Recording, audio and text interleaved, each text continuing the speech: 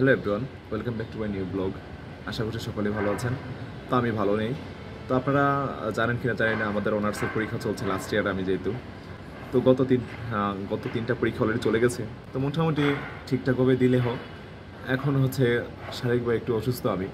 তো গতকালকে আসছে জ্বর, এখনও জ্বর আসতেছে। এখন আজকে হচ্ছে পরীক্ষা, তো একটু পড়াশোনা করলাম আর রেডিও হয়ে গেছি। এখন যাবো হচ্ছে পরীক্ষা দিতে।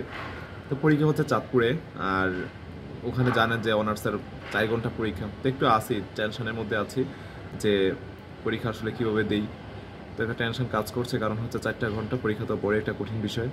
তার একটা বিষয় হচ্ছে গতকালকে হচ্ছে আমি একটু আমার কোমরে ব্যথা পেয়েছি।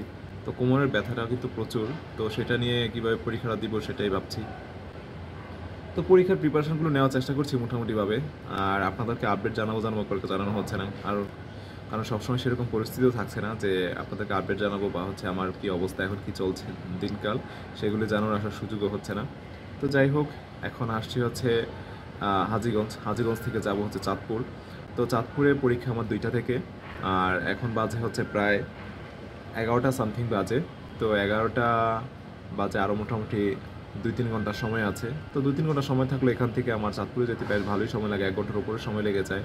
তারপরে দুপুরের খাবার খেয়ে যুক্ত হবে, যেহেতু এখন যেতে হবে। দুপুরের খাবারটা খেতে কোথায় খাই সেটা এখন দেখার বিষয়।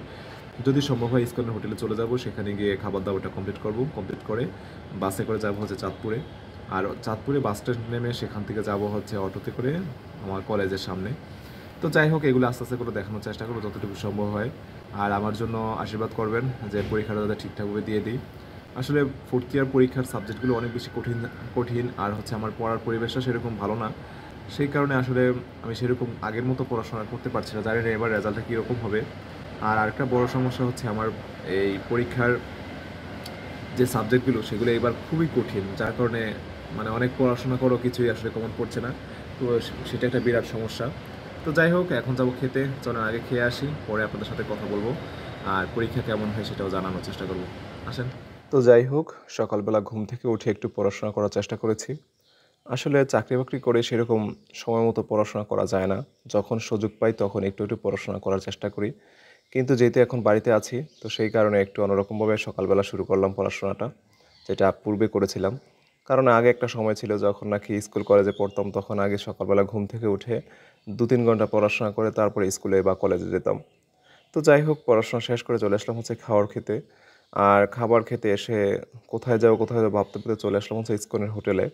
তো ইসকনের হোটেলের খাবারটা খুব ফ্রেশ, যেহেতু অল্প রান্না হয় যার কারণে খাবারটা খুব ফ্রেশ থাকে, সেজন্য এখানে আসা। আর চলে আসলাম হচ্ছে চাঁদপুর সরকারি কলেজে। তো এখন অপেক্ষা করছি। অন্যান্য দিনে আমি একটু আধা ঘন্টা বা 40 মিনিট আগে আসি, কিন্তু আজকে একেবারে 1 ঘন্টা আগে চলে এসেছি। যেখানে 2টা বাজে পরীক্ষা, সেখানে আমি প্রায় 1টার মধ্যেই চলে এসেছি। যার কারণে কলেজের গেটও এখন ঠিকঠাকভাবে খোলেনি।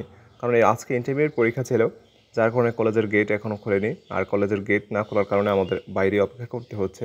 আর দেখতে পাচ্ছেন আস্তে আস্তে করে অনেক স্টুডেন্ট কিন্তু চলে আসছে। তো আমরা যদিও ভিতরে ঢুকি, ভিতরে ঢোকার পরে কিন্তু দেখবেন অনেক স্টুডেন্ট আসবে। যাই হোক, এখন পরীক্ষা দিতে ঢুকে পড়বো হচ্ছে কলেজের ভিতরে। আর পরীক্ষা দিয়ে তারপরে দেখাবো কী হয়। তো পরীক্ষা শেষ হয়ে গেছে, এর মধ্যে ভিডিও করার সুযোগ পাইনি। তো এখন আছি হচ্ছে বাসের মধ্যে। তো এখন আমার গন্তব্যস্থলে চলে যাবো এই আর কি।